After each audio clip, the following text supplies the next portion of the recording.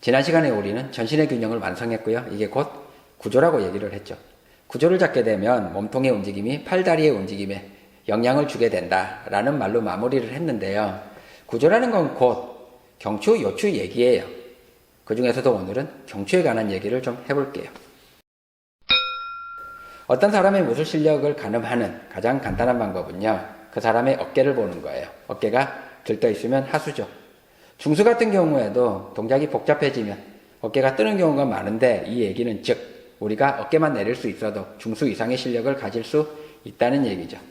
그런데 어깨를 내린다는 게 말처럼 그렇게 쉬운 건 아니에요. 예를 들어 주먹 찌르기를 하는데 어깨가 들떠 있어. 어깨를 내리려고 하면요, 어깨가 내려가는 게 아니라 팔꿈치가 떨어져요. 이때는 어깨에 신경을 쓰는 게 아니라 경추를 세우는 거예요. 경추를 세우면 어깨는 자연스럽게 내려가게 되죠.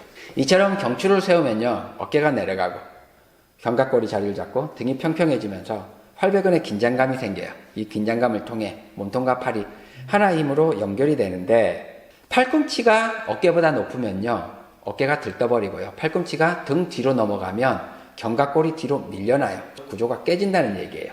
즉 이런 구조를 유지하기 위해서는요, 우리 팔의 움직임에 제한이 생길 수밖에 없는데, 팔은, 즉 팔꿈치는요, 어깨보다 높아서는 안 되고 등 뒤로 넘어가서도 안 돼요.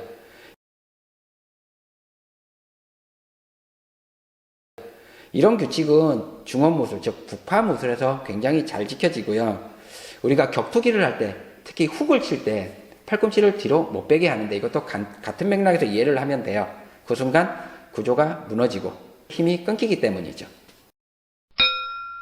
구조를 잡게 되면 몸통의 움직임이 팔다리의 움직임에 영향을 주게 되는데, 간단한 예를 몇 가지 들어볼게요. 먼저 정권 지르기. 정권 지르기를 할 때 우리는 주먹을 일직선으로 지르죠. 근데 몸통이 수축, 팽창을 하게 되면서요, 팔의 움직임에도 영향을 줘요. 몸통이 수축하면 팔도 움츠러들고요, 몸통이 폭발하면 팔도 펼쳐지죠. 이렇게 되면서 주먹이 일직선으로 움직이는 게 아니라 물결을 치듯이 움직이게 돼요.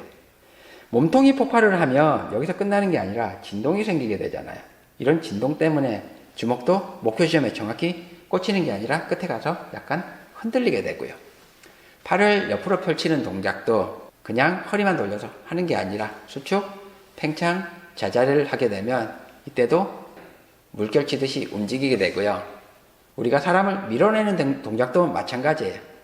자세를 잡고 구조를 맞춰서 밀게 되면 자연스럽게 물결 치듯이 움직이게 되는데, 이런 움직임이 물론 실제로 사용될 때는 굉장히 작게 표현이 되죠. 그런데 이런 작은 움직임까지 우리가 일일이 제어를 해가면서 무술을 한다는 건 불가능에 가까워요. 이렇게 되면 무술이 너무 어렵게 되죠. 이건요, 지금 얘기하고 있는 구조, 힘의 연결, 힘의 폭발 등의 개념을요, 자연스럽게 섞어서 쓰는 거예요.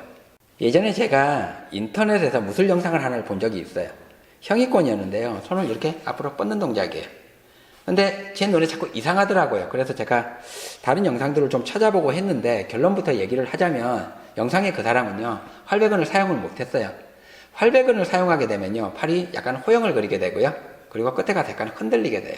근데 그 사람은 아주 깔끔하고 담백하게 손이 앞으로 뻗어졌어요.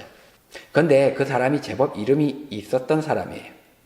더더욱 재밌는 건요, 이런 경우가 우리나라에서는 허다해요. 제가 예전에 우리나라에서는 명성과 실력이 일치하지 않는다고 얘기했는데, 이런 경우가 많기 때문에 그래요. 그렇게 유명한 사람들도 구조가 안 잡혀 있는 경우가 굉장히 많아요. 이 얘기를 뒤집으면요, 여러분들이 구조만 잡을 수 있으면요, 그 사람들보다 훨씬 더 무술을 잘할 수 있다는 얘기죠. 우린 지금 구조에 대해서 얘기를 하고 있고요, 그 중에서도 특히 경추와 관련된 얘기를 하고 있어요.